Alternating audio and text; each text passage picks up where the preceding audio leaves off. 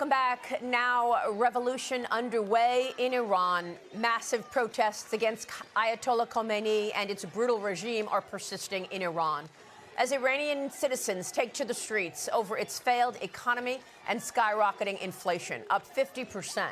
Food prices surging more than 70%. President Trump has warned Khamenei there will be severe consequences if protesters are killed. But the Wall Street Journal is reporting that Iran is threatening to strike U.S. military bases in the Middle East if the U.S. tries to take down the Iranian regime. Here's the president on Friday. Iran's in big trouble. It looks to me that the people are taking over certain cities that nobody thought were really possible. I've made the statement very strongly that if they start killing people like they have in the past, we will get involved. We'll be hitting them very hard where it hurts. As protesters ramped up on Thursday, the Ayatollah dug in by cutting all internet service and international calls inside the country. The internet has been out for 60 hours so far, with Iranian officials also trying to jam up Elon Musk's Skylink to further isolate the country. As protesters have heeded the call from my next guest, the exiled Crown Prince of Iran. Iran is facing one of the most intense uprisings in its modern history. Inflation has surged past 50%, food prices have jumped more than 70%, and ordinary citizens are struggling to survive. Protesters are no longer just demanding economic relief, they are openly calling for the end of the regime. Despite deadly force being used against them, Iranians continue to flood the streets, signaling that fear is... His Royal Highness Reza Pahlavi called on the people to mobilize and take to the streets against the authoritarian government. Demonstrators calling for Pahlavi to return and to lead Iran. Pahlavi's father, Mohammad Reza Pahlavi, was Shah of Iran from 1941 until 1979, overseeing key modernization initiatives in the country, with close ties to both the United States and to Israel, until the extremists and the terrorists overwhelmed the monarchy, forcing the Shah and his wife, Empress Farah Pahlavi, to flee and the Ayatollah to return from exile. Iran then shifted overnight from a U.S.-allied monarchy to an anti-Western Islamic regime, soon to become the largest state sponsor of terrorism, funding Hezbollah and Hamas, among other groups. President Trump and Secretary of State Marco Rubio posting this weekend on social media that the U.S. stands with the people of Iran, with the president writing this is not the Obama administration when it comes to standing up to the Iranian Ayatollah and his religious Nazi henchmen, and standing behind the people of Iran protesting for a better life. The president retweeted that tweet from Lindsey Graham, who will be joining me momentarily. To the regime leadership, Graham wrote, "Your brutality against the great people of Iran will not go unchallenged." Join me now in this Sunday Morning Futures exclusive. In the middle of these calls to return to power and free the people is His Royal Highness, the exiled Crown Prince of Iran, Reza Pahlavi. Your Highness, thank you so much for being here this morning. Good morning, Maria. We have seen other times when the people have risen up, but it feels different this time. You called for the people to mobilize for 2 straight nights this week. Does it feel different? President Donald Trump issued a direct warning to Iran's leadership, stating that if the regime begins killing protesters, the United States will respond with force where it hurts most. At the same time, reports emerged that Iran is threatening U.S. military bases across the Middle East if America attempts to intervene. The standoff has raised global tension, turning a domestic uprising into a potential... For us, what is taking place this weekend in Iran? Maria, to put it into perspective, in the last 48 hours, Iranians have suffered more casualties than America did after the 9/11 attack. This is a moment that is defining. Despite being completely cut off from the world, internet shut down, and for a regime that is massacring its own people, this is an opportunity to liberate that nation. Remember, the same thugs that hate America also hate their own people.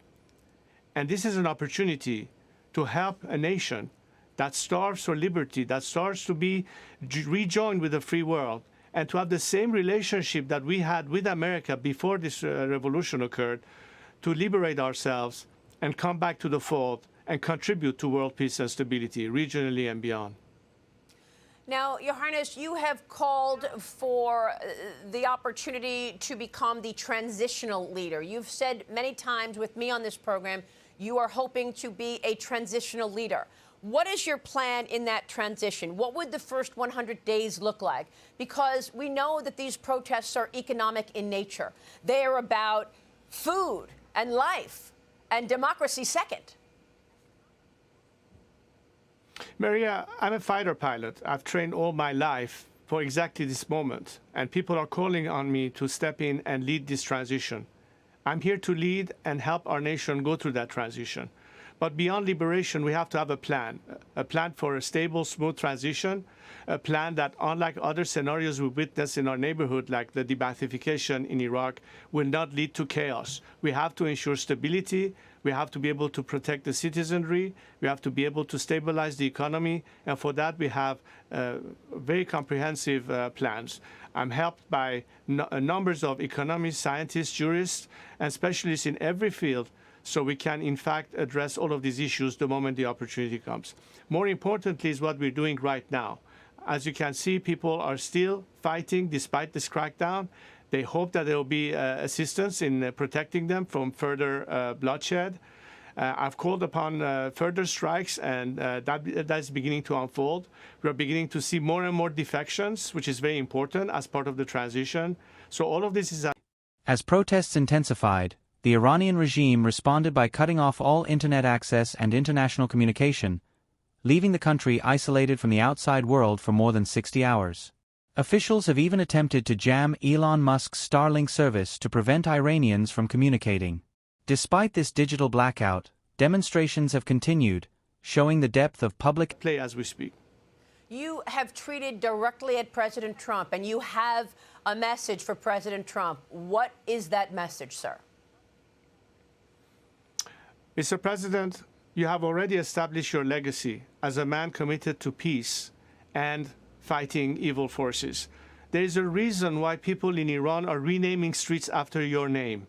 They know that you are totally opposite to Barack Obama or Joe Biden. They know that you're not going to throw them under the bus as they have had before. This is why they believe that this time they are empowered by the hope that you have their back. Your words of solidarity with the Iranian people and your administration has had tremendous positive effect. Let's hope that we can permanently seal this legacy by liberating Iran so that we and you can make Iran great again. Let's partner on this and have a better future for our countries and for our people. This is an opportunity that has presented itself. I'm prepared to return to Iran at the first possible opportunity. I'm already planning on that and the transition team. We hope only that the Iranian people this time will be victorious, and they will be, because I know that the Iranians are prepared to die for this cause, and so am I. We're doing everything we can, and I think it's not just for us as Iranians, it's for the whole world. Iranians are prepared to sacrifice not just for themselves, but to make sure that all the evil that has been brought by this regime from the time it came to power dissipates, and we can finally breathe in an atmosphere of tranquility, good relationship with our neighbors, with the Israelis, with our Arab neighbors, and the rest of the world. And this will happen because, unlike this regime, this is the commitment of a nation. Are you willing to make the commitment to free and fair elections after the transition, sir? How long are you expecting a transition to take, and what happens then? The most important process in the democratic process is for the people to have the opportunity to have their representative debate all what needs to be debated in a parliamentary process. Amid the chaos, exiled Crown Prince Reza Pahlavi has emerged as a rallying figure. From abroad, he has called on Iranians to mobilize, strike, and resist the authoritarian government. Protesters inside Iran have begun chanting his name, urging him to return and lead the country through a historic transition. My job is to lead this transition, to make sure that no stone is left unturned, that in full transparency people have an opportunity to elect their leaders freely and to decide their own future. Under international observation, we will know that this will be fair and fair elections. I am committed to that. That has always been my objective. But it is important that we have a good process established so the world understand, and the people of Iran, most importantly, understand exactly this time how we're going to achieve that. Unlike what happened 47 years ago, where nobody really had a clue what it would mean to have what Khomeini planned for Iran. And by the time they woke up to it, it was too late. This time, we cannot afford not to be clear on the alternative. I think the alternative is clear. The people have spoken. They have their trust in me, and I've stepped in at their request to provide them with that process. I'm committed to that, and I will do everything that I can to ensure that we end up with a democratic alternative in Iran. So how long do you expect the transition to take? We have to try to do it as soon as possible. Realistically speaking, it could take a couple of years because a lot of things need to happen and people need to be able to organize themselves, the right structures and everything. So it's a process that shouldn't take longer than that. And it all depends on how successful we are in implementing the immediate short-term needs that will stabilize the country. All of that will have an impact on how quickly we can address that issue and bring the transition period. Pahlavi says this moment is unlike past uprisings. In just 48 hours, he claims casualties have exceeded those suffered by the United States during the September 11th attacks.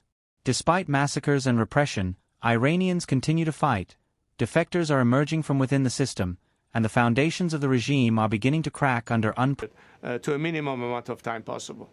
The Trump administration a week ago went into Venezuela and extracted the leader there, Maduro. And do you believe that incident galvanized the people in Iran? Look, every time countries are liberated anywhere in the world, it's a positive message of encouragement to other nations that are still gripping up with unwanted systems and regimes. It's a message of solidarity across the world. People were empowered when they saw the success of Nelson Mandela in South Africa or the success of Lech Walesa in Poland, and so on and so forth. And in this case, our Venezuelan friends who have the same optic and vision of a tomorrow liberated Iran, because unlike the connection of Caracas, Tehran under these two regimes, they can understand that democratic nations will be the best partners possible. I'm happy for the Venezuelan people. I think the Iranian people get encouraged by that. And that's why I think the commitment to help the Iranian people in their liberation is not just, as I said, for the best interests of the Iranian people, but it is also in the best interest of the world, and particularly the United States of America.